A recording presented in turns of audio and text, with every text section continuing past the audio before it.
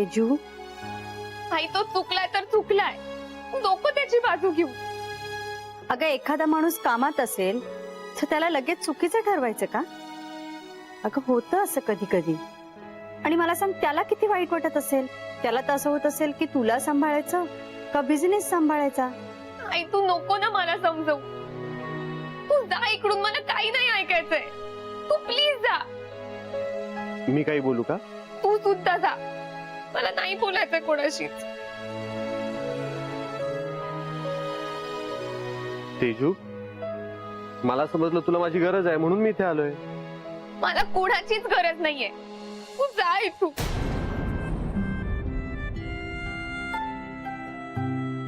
तेजू, इकडे बघ.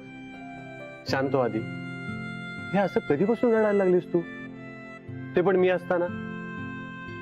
तुला माहिती आहे ना, तुझ्या डोळ्यामध्ये पाणी आलेलं मला नाही सहन होत म्हणून. तेजू, असं कोणी मुद्दाम करतं का? त्याला सुद्धा यायचं असेल, पण काहीतरी कारणामुळे यायला जमलं नसेल. पण त्यांनी मेसेज केला ना तुला, मग तरी सुद्धा तू एवढं मनाला लावून घेतेस. दादा, तू पण त्याची बाजू घेणार असशील ना, तर तू जा इकडून प्लीज. अरे आमचा प्लॅन आधीच ठरला होता ना. मग त्यांनी त्याची सगळी कामं, सगळं स्केड्यूल आधी मॅनेज करायला हवं होतं. तो येणार म्हटल्यावर मी सगळं मॅनेज केलंच ना. मी तर तो येणार म्हटल्यावर कुठला ड्रेस घालू, काय हेअरस्टाईल करू, त्याच्याशी काय काय बोलू, इथपासून तयारी केली होती रे. किती आनंदात होते मी. आणि त्यांनी काय केलं, तर एक मेसेज पाठवला. झालं त्याचं काम. ए वेडाबाई, जेव्हा एखाद्याला समजतं ना की त्याला उद्या नाही आज सिंगापूरला जायचंय, तेव्हा त्याची काय हालत होत असेल हे तुला माहितीये का? एका हाताने बॅग भरत असेल, दुसऱ्या हाताने जेवत असेल तो. एका हाताने शर्ट घालत असेल, दुसऱ्या हाताने बेल्ट लावत असेल. चालता चालता पाय शूज मध्ये कोंबले असतील आणि लेस बांधायला गाडीमध्ये गेला असेल. मग आता एवढ्या घाईत त्यांनी मेसेज केला ना, हे नशीब समज. तेजू, इकडे बघ. शांत हो आधी. अगं उलट समोर आला नाही म्हणून तू खुश व्हायला हवीस. का? अगं कारण तुझ्या साखरपुड्याची तारीख लांबणीवर गेली ना. आणि तू म्हणत होतीस की तुला इथून लवकर जायचं नाहीये म्हणून. मग हो, मारू नको. एका अर्थी तो आला नाही ते बरंच झालं. नाही म्हणजे पुढच्या वेळेस आला ना की साखरपुडा आणि लग्न आपण एकाच वेळी करून टाकू. चालेल ना? काय तू? तुझी मला ना तुझं काही कळतच नाही. समोर नाही आला म्हणून पण रडतेस, लग्न करून समोरकडे जायचं म्हटलं तरी पण रडतेस. अगं मग आम्ही बिचाऱ्यांनी करायचं काय? ए ट्रेकिंग गर्ल, चल मला ना तुझा एक छानसा फोटो काढायचा आहे. आज तू एकदम परीसारखी दिसते. पटकन फोटो काढ रे तिचा आणि लगेच समरला पाठव. मग सिंगापूरहून तसाच परत येईल बघ. अरे मस्त आयडिया. तेजू थांबा, एक तुझा फोटो काढतो. तेजू हास हास. अरे नाही ना, नको दादा. तेजू मनापासून हास. बरं समोरसाठी हास बस. तेजू समोरसाठी हास म्हटले, समोरवर असू नकोस. फूलों का तारों का सबका कहना है 1000. हसले हसले हसले. एक मिनिट.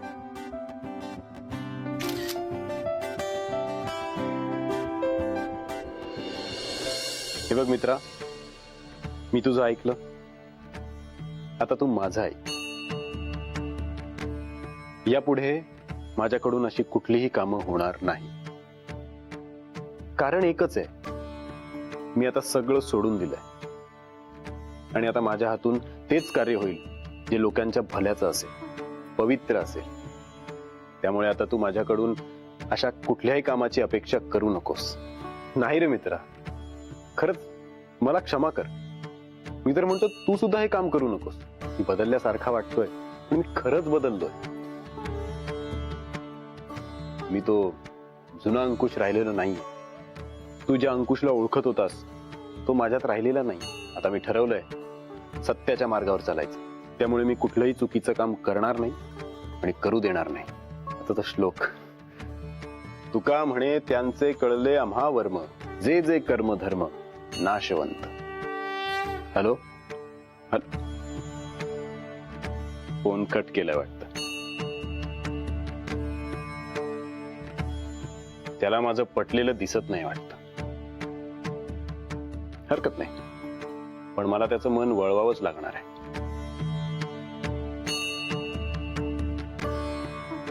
हे असं वाईट काम कोणाच्या हातून घडता कामा नये. रमा, ए रमा.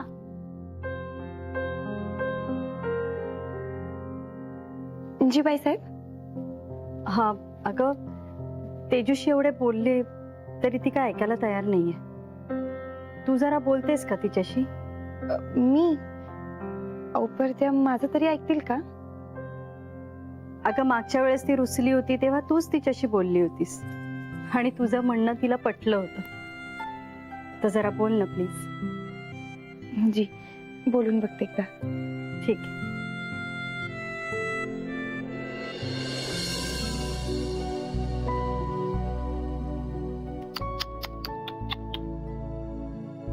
तू का चूक चुकतेय?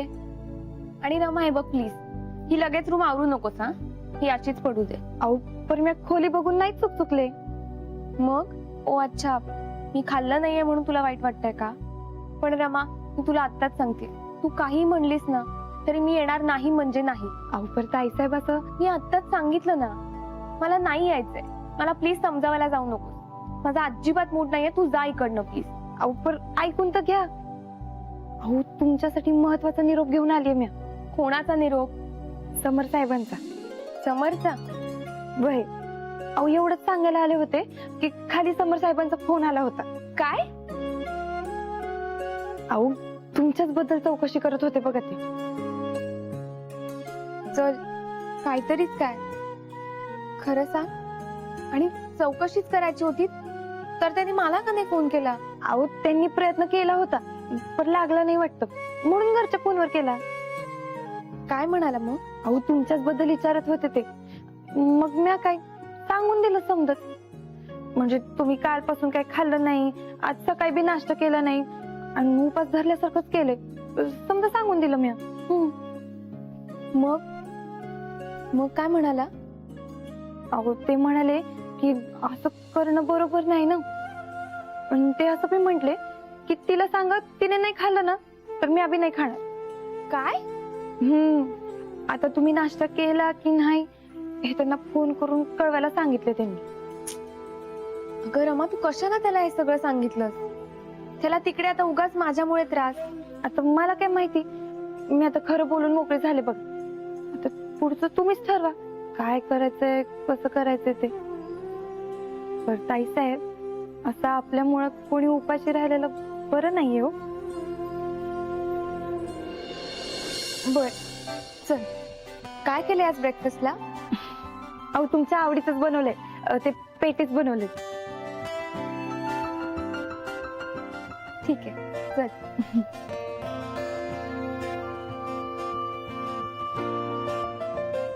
आई, मला काय वाटतं, तू आणि तेजू तुम्ही बाहेर जाऊन या.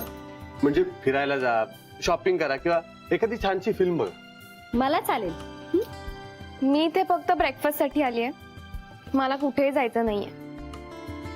अहो असं काय करताय ताई साहेब, तुम्ही विसरल्या वाटतं. उद्या रक्षाबंधन आहे ना.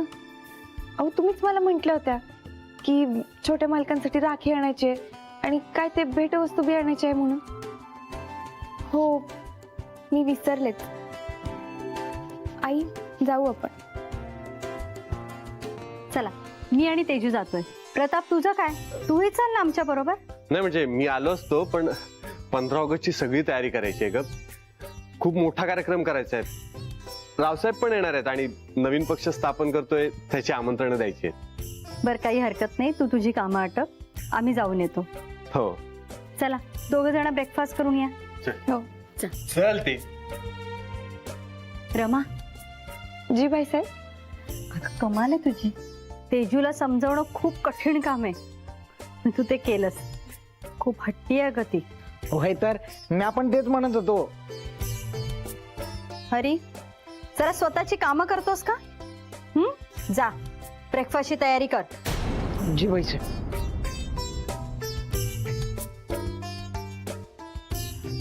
बरं मी सरलाला सांगितलं होतं जरा 2-3 दिवस गडबड आहे खूप. वय बाईसाहेब, मामी आली. ठीक आहे. मंजू खवा फ्रीज मध्ये ठेवला ना ग. वय.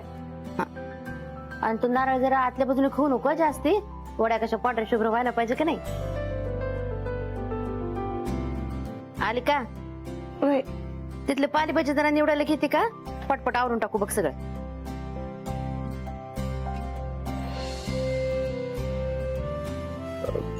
रमा, जी.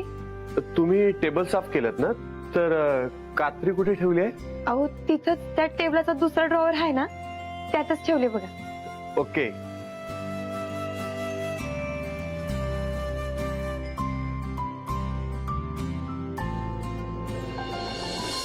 रमा, आमंत्रण पत्रिका देण्यासाठी पाकिट छापली होती, कुठे ठेवली आहेत ती? ती बी त्याच ड्रॉवर मध्ये आहे. तिथेच आहेत का?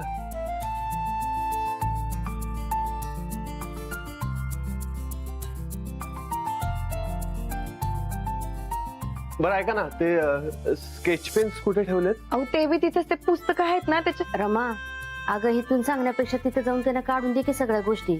किती वेळा हेरपाटी मारायला लावते त्यांना. जा की तिथं. हा वय.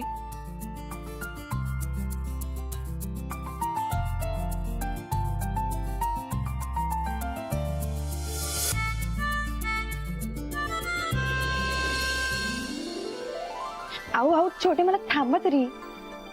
अहो इथं मी कुठलंच सामान ठेवलेलं नाहीये बघा. आणि तुमचं काय ते प्रचाराचं सामान ते बी तुमच्याच खोलीत आहे खाली.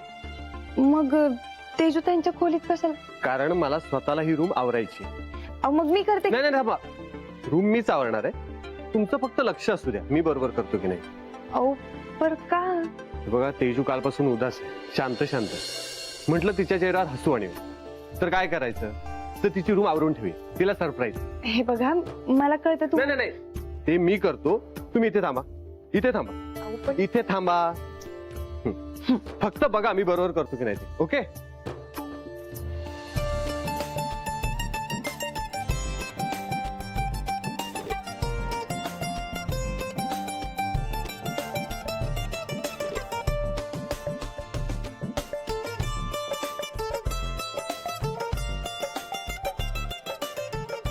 हा, आता कसं एकदम मस्त वाटतं ना. आवडली ना मी रूम. वय आवडलीये. एक राहिले. काय? थांबा मी आले.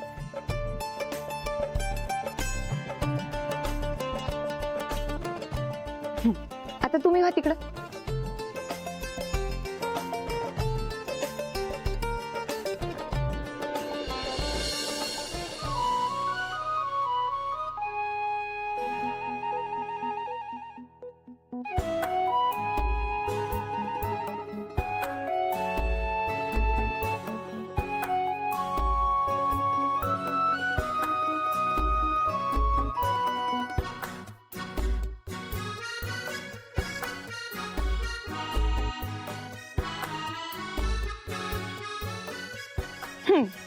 आता सांगा, हे बरं दिसतंय की नाही. वा, खरंच तुम्ही खूप ग्रेट आहात. म्हणजे एवढ्या कमी वेळात तुम्ही एवढं कसं काय जमतंय तुम्हाला सगळं. अहो, छोटे मालक, जमवायचं म्हंटल ना तर समजत जमतंय बघा. आणि एवढं काय आहे त्यात. तुम्हाला माहितीये, समोरच्या माणसाच्या मनातलं ओळखायची कला खूप कमी लोकांकडे असते. ती तुमच्याकडे आहे. तुम्हाला एक गोष्ट सांगू. एक मिनिट. पुरे झाले माझं कौतुक. मला लई काम आहेत, मी जाऊ का? अहो इथे पण खूप काम आहेत. अहो पण मामी आणि मंजूला बी तर मदत लागेलच ना. हे बघा, तुम्ही वाड्यावर येण्याआधी मामी आणि मंजू काम करत होत्या. त्यांना वाड्यातलं सगळं माहितीये, त्यामुळे तुम्ही त्यांची सोडा, माझी चिंता करा. हो. आणि अरे हा, मला रावसाहेबांचं ऑफिस सुद्धा लावायचे. चला चला चला. एक मिनिट. हे तुमचं समजा ना, मला कळतंय बरं का छोटे मालक. आणि कारण नाही, उगाच काहीतरी तुमचं चालू आहे. कळतंय ना. मग रमा, हे झालं का. डाग घुसळ्याची रवी हवी होती जरा. येतेस का. रवीच हवी आहे ना. चल चल मी दाखवते तुला. चल.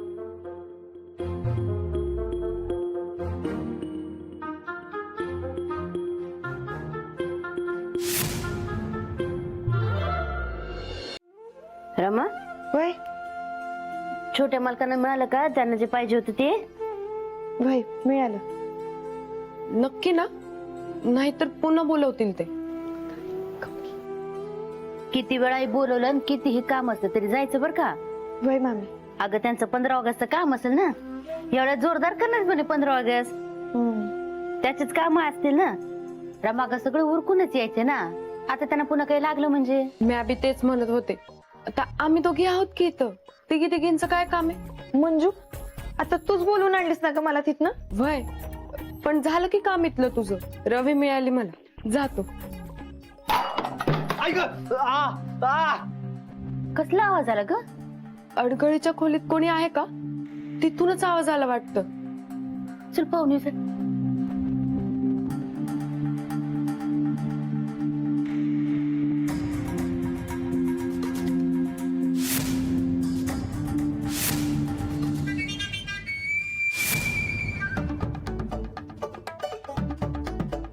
काय झालं जिम्माला?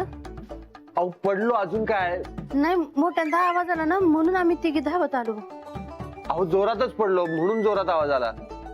काही पाहिजे होते काय तुम्हाला? सुतांचं बंडल शोधत होतो. मला वाटलं इथे असेल, तर त्या गडबडीत हे सगळं पडलं. आता साफ करायला लागेल हे सगळं. रमा आहे ना, ते करीन मदत तुम्हाला. करशील ना ग? वय चालेल की, मी करून देते. ते हाय, येऊ दे.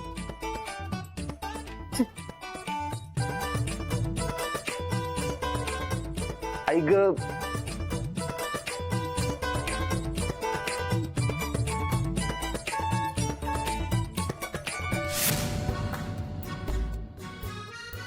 मग मी सांगतोय भरपूर काम आहेत तर. रमा, ऐक, हा हा मामी, ते सुतळीचं गुंडा पण शोधून दे बर का. वय देते.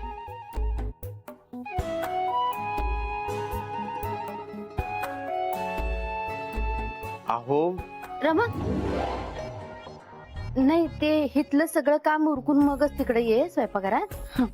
आम्ही बघतो तिथलं. हा, त्याशिवाय येऊ नको तिथे. मदत करू का नाही तर? नको, कशाला? मी आवरते ना, मी आवरून येते लगेच. येऊ का?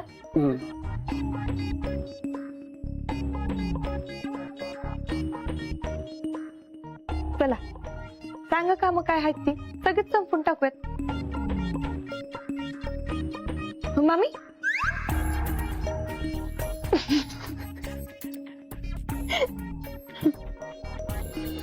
आई, हा टॉप किती सुंदर मिळालाय बघ. आवडला ना? खूप. हो माय गॉड. आई, हे बघ. दिस इज सो क्यूट.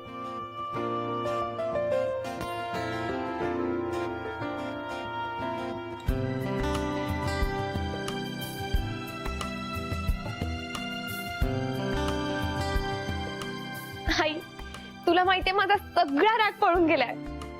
मला हे खूप आवडलंय. तेजू, अशीच खुश राहत जा ग. किती गोड दिसतेस माहितीये. मग दृष्ट्या काढावीशी वाटते मला तुझी. पण हे नक्की केलंय कोणी? का तुझी आयडिया होती ही? नाही नाही, माझी आयडिया नाहीये. हा, मी प्रतापला विचारून येते. हा, आलेच. छोटे मालक, त्या समजा पत्रिका तिथे व्यवस्थित रचून ठेवल्यात आणि मोजूनही ठेवल्यात. ते काम झालंय, मी जाऊ आता. नाही, अजून एक महत्वाचं काम बाकी आहे. उद्या 15 ऑगस्ट निमित्त आपल्या गावातले जे शेतकरी आहेत त्यांच्याशी मला संवाद साधायचा आहे. काय झालंय, रावसाहेबांनी नवीन पक्ष स्थापन केलाय आणि आपल्या विभागातली जबाबदारी त्यांनी माझ्यावर सोपवली. उद्याचं भाषण हे माझ्यासाठी पहिलं राजकीय भाषण असेल. अहो, मग चांगलीच गोष्ट आहे की. आणि तसं बी गावातले समजेच लोक मानतात तुम्हाला आणि त्यांना आवडेलच तुमच्याशी बोलायला. हो, पण मी काय बोलू हेच मला कळत नाही. म्हणजे जे शेतकरी मला आतापर्यंत आपलं मानत होते त्यांना असं नको वाटायला की मी हे सगळं राजकीय हेतूने बोलतो. मी त्यांना त्यांचाच वाटलो पाहिजे. आणि हे सगळं शब्दात कसं मांडू तेच मला कळत नाही. उपर मालक, मलाच कळत नाहीये या समजामध्ये मी काय मदत करू तुमची. तुमचे आई वडील शेतकरी आहेत, त्यामुळे तुम्हाला शेती माहिती आणि आता तर इथली लोक सुद्धा माहिती झाली आहेत. त्यामुळे तुम्ही मला सांगा की माझ्यासारख्या माणसाकडून तुम्हाला काय ऐकायला आवडेल. तुम्हाला सांगू का छोटे मालक, शेतकऱ्यांच्या अपेक्षा ह्या एकदम साध्या सोप्या आणि छोट्या असतात बघा. म्हणजे त्यांना ठाऊकच असते ही कामं करत असताना, ही कष्ट करत असताना ते एकटे नाहीयेत आणि आपण समजे त्यांच्या सोबत आहोत हे दाखवणं बी तितकंच गरजेचं आहे. कर्जाला कोणी घाबरत नसते हो, पण कर्ज वसुलीच्या वेळेस कोणाचा अपमान होत नाहीये ना हे पाहणं बी तितकंच गरजेचं आहे. आता तुम्ही त्यांच्याशी शेतीविषयी किंवा कर्जाविषयी बोलायला गेलात ना तर तुम्ही त्यांना सहकारी वाटाल. म्हणून तुम्ही जर का त्यांच्याशी मनापासून बोलात ना तरच त्यांना तुम्ही त्यांच्यातली वाटाल. तुम्ही त्यांना सांगा तुम्हीच माझ्या जगण्याचं कारण आहात, आता तुम्हीच माझा श्वास आहात आणि तुमच्याशिवाय जगणं अशक्य आहे. तुम्ही माझ्या जगण्याला अर्थ देता. आणि जेव्हा तुम्ही शेतात राबता कष्ट करता तेव्हा माझा बी जीव लई जगतोय. पण जेव्हा तुमच्या चेहऱ्यावर हसू येतं ना तेव्हा मला लई भारी वाटतं.